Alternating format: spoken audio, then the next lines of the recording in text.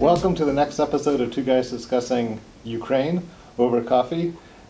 With me is Sufian Zhemukhov, and our guest today is Volodymyr Dubovyk, who's a professor at Odessa National University, a professor of international affairs.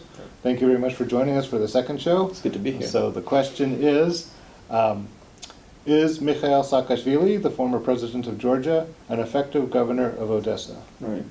Well, I think he is in many ways. I think in general terms that his coming to be a governor of Odessa was a good thing for the region and for the city, which is a major city in the region, because I think he really brought some attention to Odessa, because Odessa was sometimes not in the limelight, or sometimes in the limelight for wrong reasons, like because of the tragic events of May 2nd in 2014. With Saakashvili, it was more of a positive limelight in the city, and he brought attention. He became a magnet, and a lot of people now are interested in what's going on in the city, and that's good for the city. And also, he somehow changes, the dynamics in town and in the region, because it was a kind of sleepy town after all, kind of passive in many ways, politically speaking.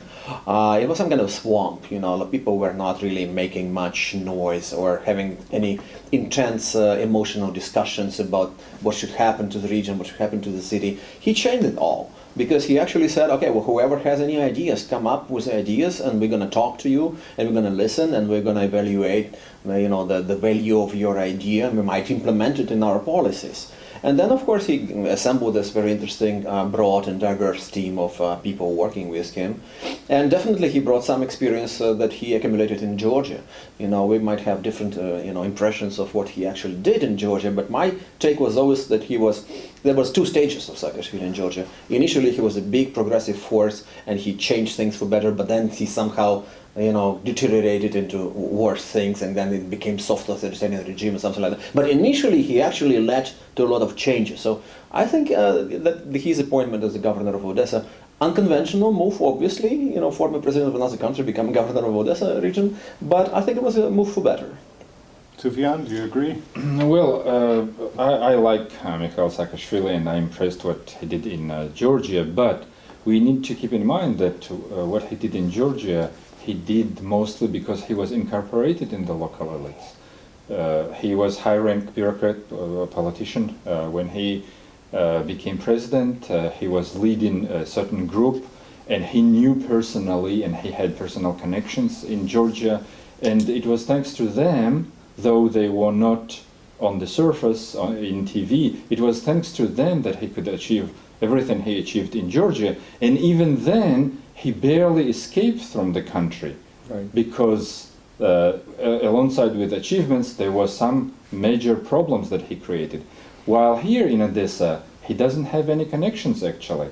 He is not incorporated in the local elite, plus he doesn't have freedom of political will. He has to coordinate his moves with the federal elites, plus he doesn't have authority over many things, and two main things that he promised to deal with this custom, and to build up this road in Odessa, he failed to deliver up so far, and there is no indication that he will be able to do it. So I think, as much as I like Mikael Saakashvili, he is not very successful government of Odessa. Yeah. Mm-hmm. Well, I think that in many ways you're right, and I think you're right that when you're saying that in Georgia he really had a good knowledge of issues, and he might be lacking some of that knowledge with regard to Ukraine, even though there are many parallels in terms of challenges that both countries are facing. And also he might be sometimes lacking some attention for details, and he's kind of person who cherishes himself as having a grand vision, instead of just, actually dealing with minor issues. But still, I think it's a good idea for him to be in Odessa. And in many ways, I think he actually matches well the character of the city, which is actually an emotional city, an open city, the open-minded city in many ways. So that led to him being accepted even by some in Odessa who were not necessarily enthusiastic about him being president of Georgia when there was a war with Russia, or him being appointed by Poroshenko. And there are some people in Odessa, obviously, who don't like this new post-Maidan Ukrainian government. But yet, because of his character, his openness, his transparency, his ability and willingness to come out to the streets and talk to the people and smile and shake hands and so on, it's really buying some support and trust and goodwill on the part of people, and that's good. And also, Odessa has been stable. Odessa has been dynamic. Saakashvili definitely attracting interest of investors.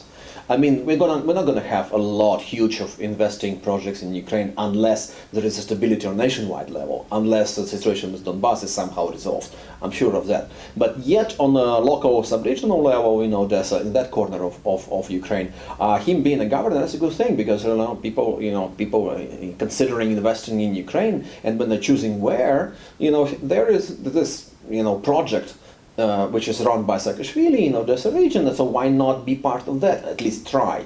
So that's a lot of investors outside of Ukraine are thinking that way. Mm-hmm. Well, Odessa had similar experiences before when Richelieu was there, when Vorontsov was there, but the thing is that back then the whole Russian Empire was supporting and controlling those governors of Odessa who were foreigners to Odessa. But here, what I think is dangerous is that there is this hope for some magic, for some skills, magical skills, political skills that Saakashvili has, and maybe the bigger problem even is that he himself believes in it, and he may just destroy the political machine in the region because he will be fighting,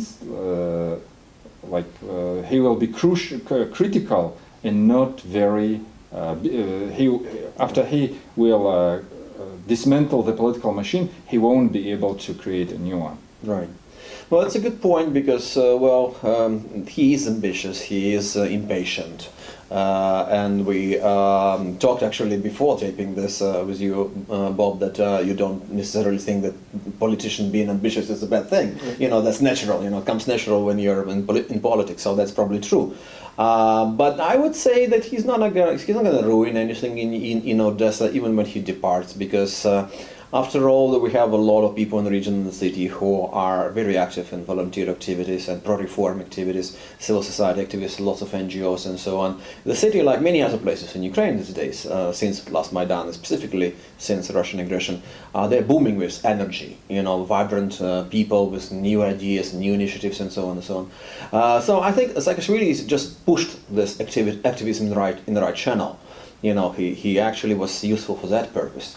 So even if he himself gets bored or disinterested in this anymore, or he leaves and goes somewhere else, maybe become prime minister or somewhere else, yet this momentum, the impulse of him being there would be a good thing in terms of the dynamics of reform, pro-reform activities in Odessa.